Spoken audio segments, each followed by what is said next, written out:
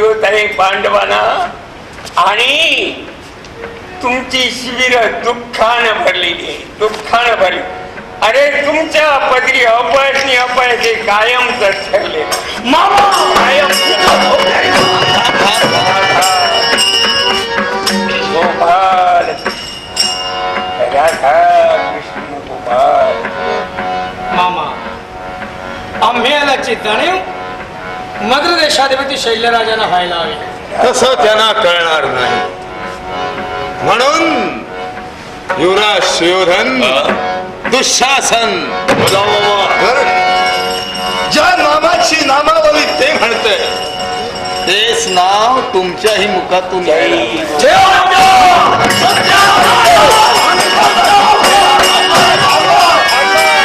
अरे इथून नको, इथून घ्या, मनापासून नाही, फक्त ओटातून. आपलं कार्य पूर्ण व्हायला हवं.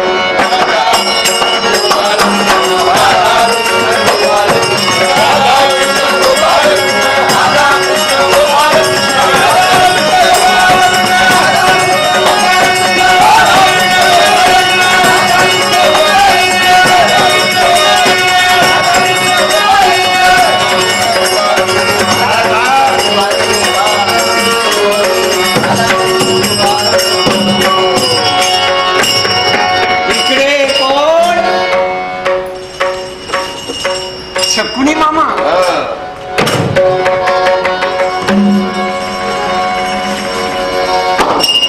माझा भाचा दुःशासन,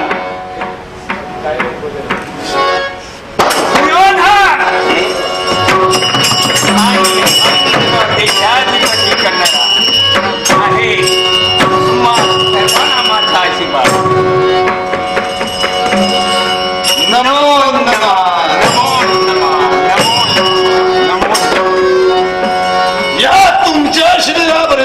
आश्चर्य चमत्कारची नवल ही विश्रांतीची वेळ असताना आज या शैल्य शिबिराकडं आणि हा त्रिवेणी संगम घेऊन आपण ही विश्रांतीची वेळ आहे खरी, पण कौरवेश्वरांची झोपत झाली आणि ती पुन्हा पुन्हा मिळावी याच्यासाठी आम्ही तुमच्यापर्यंत आलो. कौरवेश्वरांची झोप उडाली म्हणून माझ्या शिबिरापर्यंत आपण वळला. कारण 15 दिवस मागे पडले, कोणतेही परिणाम दिसून आले नाही. पितामह शय्येवर पडले. 15 दिवसात एकही जण आमच्यापर्यंत खेचला नाही. तेव्हा उद्याची चिंता लागलेली आहे. उद्याचा सेनापती हवाय. उद्याचा सेनापती आणि त्याची निवड करण्यासाठी ये ना. नाही अहो, ती पूर्वीच झालेली आहे निवड. इथं येण्यापूर्वी ठरलेलं सेनापतीची निवड झाली. सेनापती कसा हवाय? योद्धा हवाय, वीर हवाय, शूर हवाय, लढवय्या हवाय आणि निवड झालेली सुद्धा आहे. अशा लढवय्याची निवड झालेली आहे. तर आता आशा एकच आहे, उद्याच्या सेनापती शिवाय कौरवांना सावरणारा दुसरा कुणीही नाही. तेव्हा निवड झाली. पण ज्या अशा महाभागाची निवड केला त्याचं नाव कळेल का? तेच सांगायला उद्याच्या रणभूमीवर कौरवांच्या वतीनं युद्ध करणारा कौरवांचा सेनानायक ठरलेला आहे. ठरलेला आहे. अंगराज कर.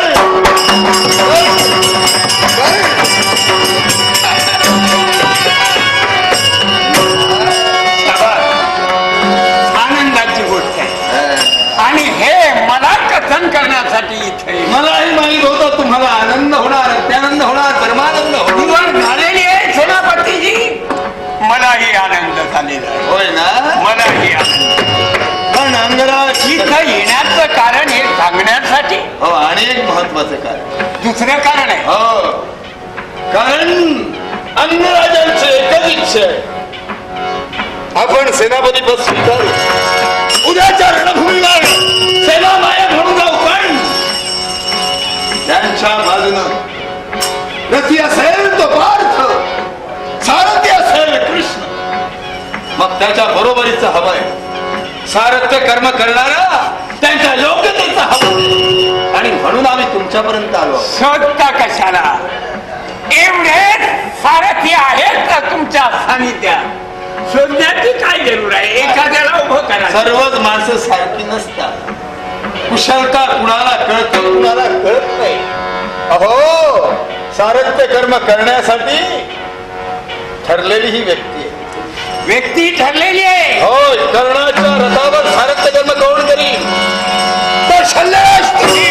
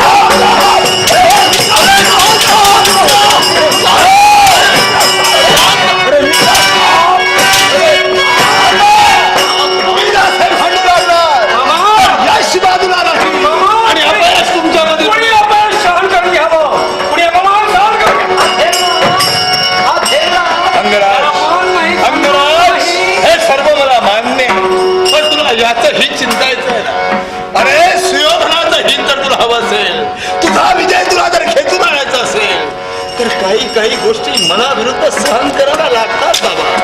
तेव्हा सहनशीलता बाळग हे सगळं मित्र प्रेमासाठी सहन करतो. होय ना? शल्यराज, तुम्ही बोलता हे योग्य अयोग्य असं आमचं भांडण आहे. पण आज आम्ही जर भांडू लागलो तर पांडवांना जय नक्कीच आणि कौरवांना अपयश नक्कीच ठरलेलं आहे. तेव्हा सांगा, ही अट तुम्हाला मान्य आहे की नाही?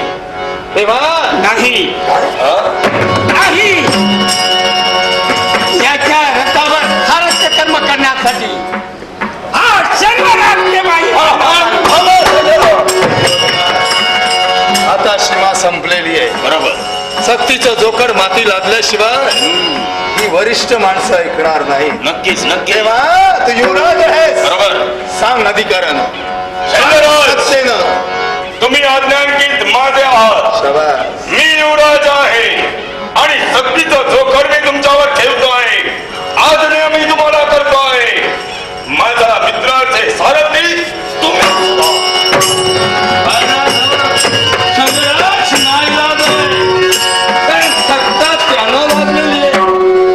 बोला असेल.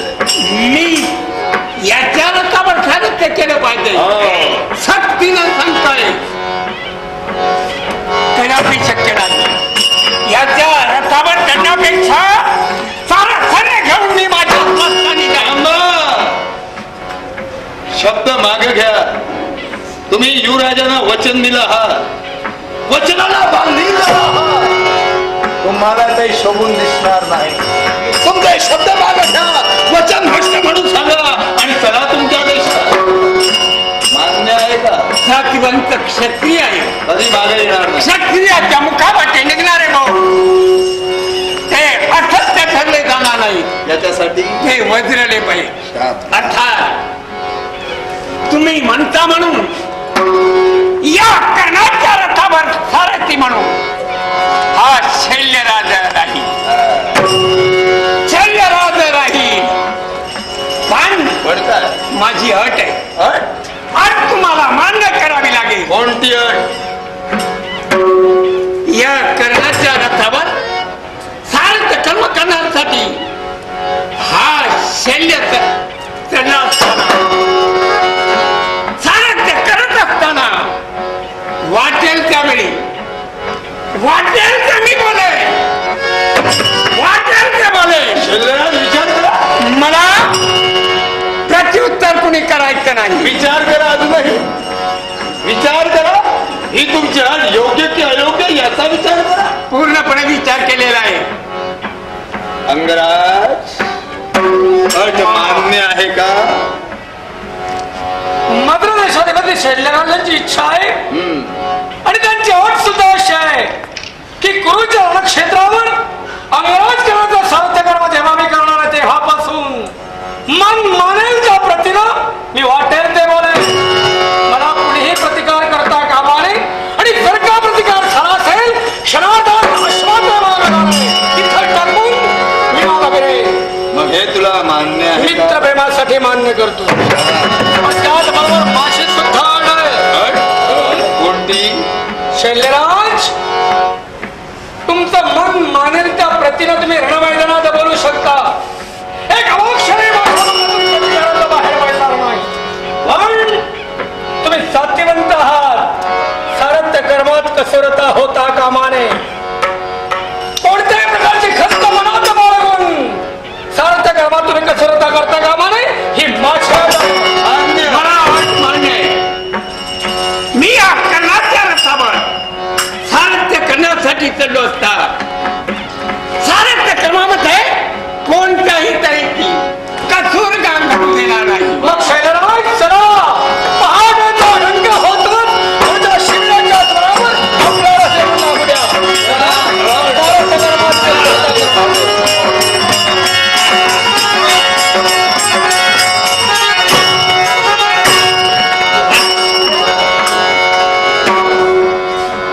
नकारार्थी उत्तर देतात.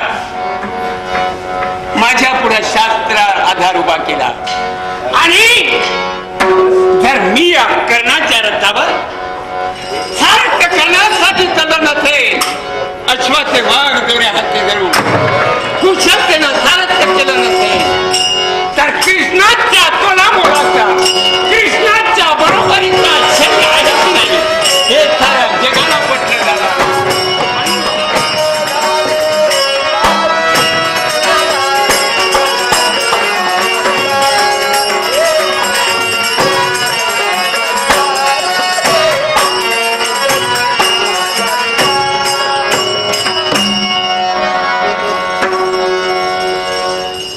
खरंच मनाला समाधान वाटतंय.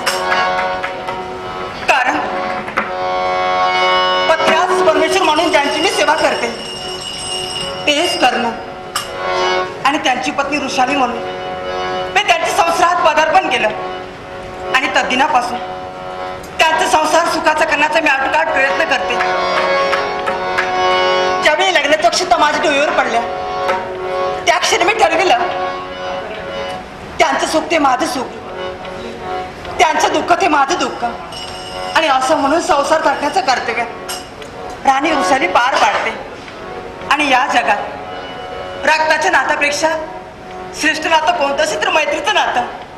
आणि तेच नातं टिकविण्यासाठी हस्तिनापूरचे युवराज सुयोधन आणि अंगदेशाचं राज्य यांच्या स्वाधीन केलं आणि तद्दिनापासून अंगराज कर्ण म्हणून यांना ओळखलं गेलं. आणि म्हणूनच एका श्रेष्ठांची पत्नी वावरते. मन एकसारखं समाधानी बनते माझं. पण तरी सुद्धा आज त्यांच्या नावानं पोटभर कुंकू लावले मी. कंठी माझ्या हे मंगळसूत्र धारण केले आणि हिरवा तुडा कुणासाठी तर फक्त माझ्या सौभाग्यासाठी, माझ्या सौभाग्याच्या सुखासाठी. आणि प्रत्येक स्त्रीचा आद्य कर्तव्य आहे आणि ते कर्तव्य कोणतं असेल तर पतिसेवा. आपल्या पतीच्या चरणाची धुळीकण मस्तकी चर्चित करावे, पतीचा मंगलमय आशीर्वाद घ्यावा आणि मनाचं समाधान करावं. आणि यासाठीच एक सारखी त्यांची वाट पाहते. आज ते माझा महाल येणार म्हणून सारा माझा महाल मी सजविलाय. पत्राचे सडे, मोतिकाच्या रांगोळ्या आणि हे पुष्पहार कोणासाठी तर फक्त त्यांच्या स्वागतासाठी. आणि आज वातावरण मला सांगतंय माझ्या जीवाचा ठेवला माझा सखा प्राण मला भेटण्यासाठी नक्कीच येणार. हो येणारच येणार, येणारच येणार, येणारच येणार.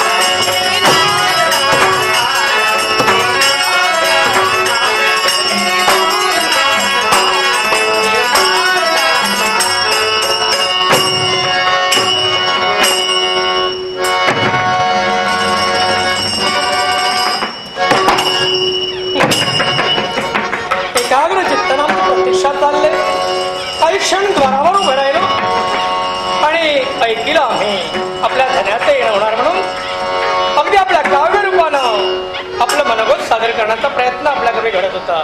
पण देवी वृषाली हा वेळ कमी.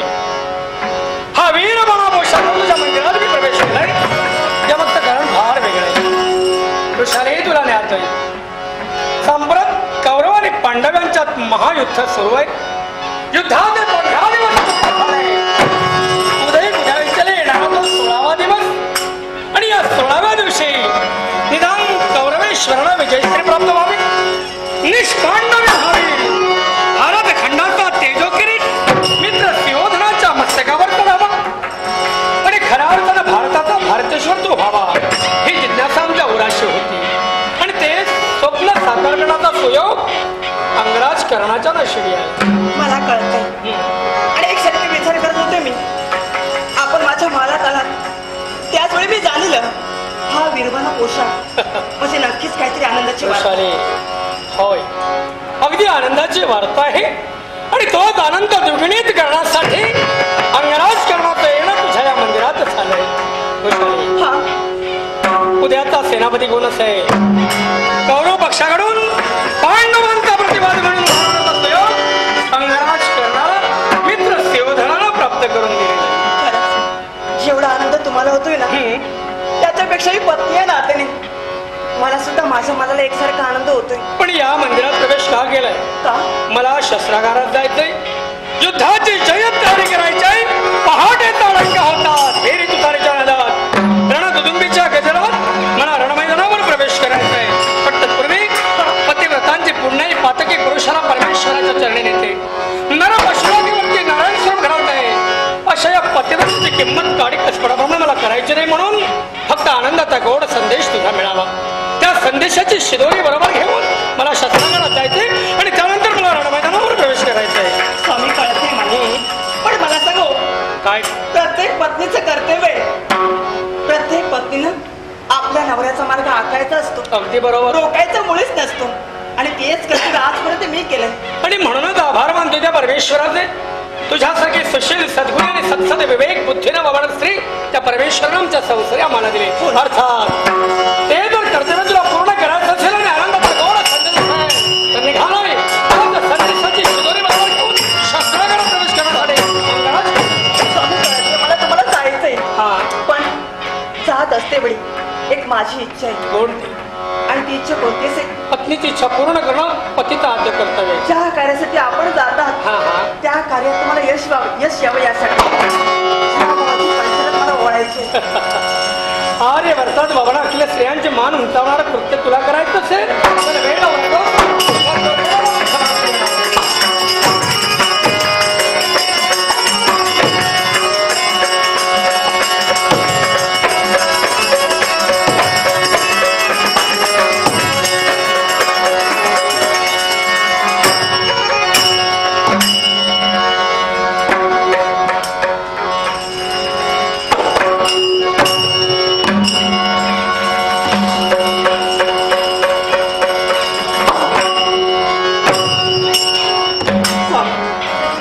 हे सर्व काय करते मी फक्त तुमच्या सुखासाठी, तुम्हाला यश प्राप्त व्हावं यासाठी. कारण आजपर्यंत लग्न झाल्या दिवसापासून मनोमनी पूजण्याचं कर्तव्य मी तुम्हाला केले. माझ्या अंतरी या हृदय गाभाराच्या ठिकाणी तुमची मूर्ती स्थापन करून त्याची भक्ती आजपर्यंत मी करते. आणि म्हणूनच तुमचा आशीर्वाद सदैव माझ्या पाठीशी असते, सदैव माझ्या पाठीशी असते. अंतरी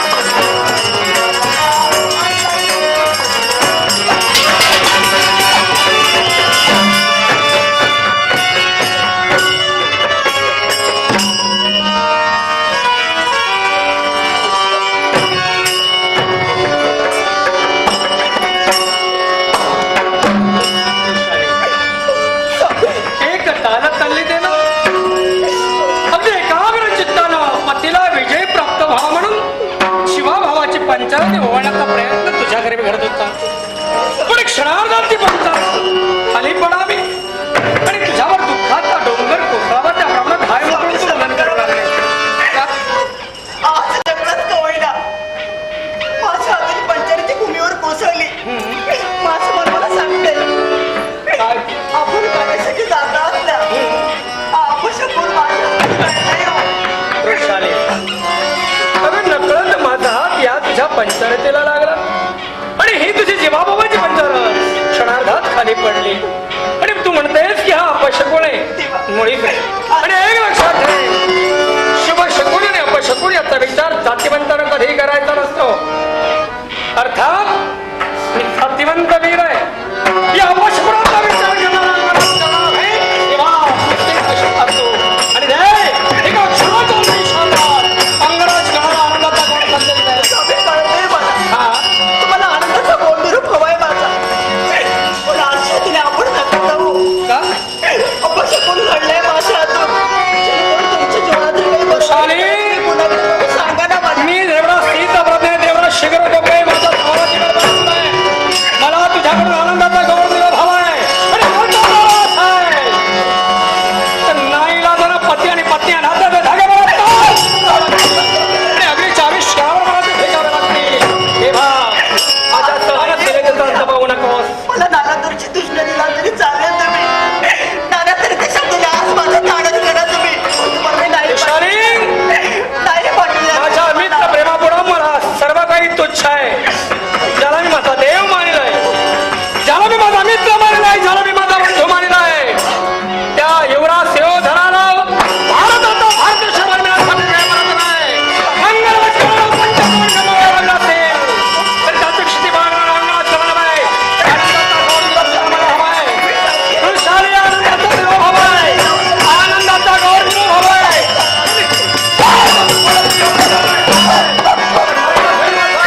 आणि काय नाईला बनव तुझ्या मंगलाचा दाग करून मंगळात करणारा शस्त्रग्रहाचा दाग आहे. माझं ऐकलं आपण नका वाचा दिली. का?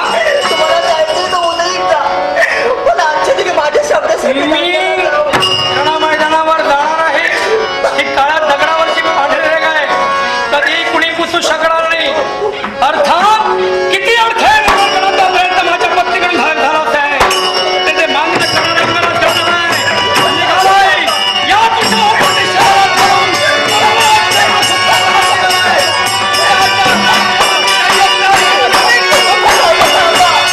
मला माझ्या रक्ताची शपथ आहे.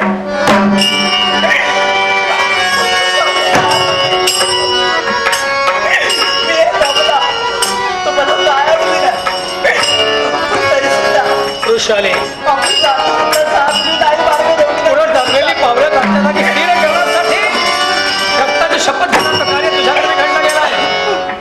का रक्ताची शपथ? नाही खरं नाही हो. का प्रयत्न केला जात आहे? साथ मी. एक वीराची पत्नी आहे मी. आता तुमचं मार्ग रुग्ण मिळवत नाही मला. आणि म्हणतात एक सांगू इच्छिते मी काय तुम्हाला, ते? आपण रणवीर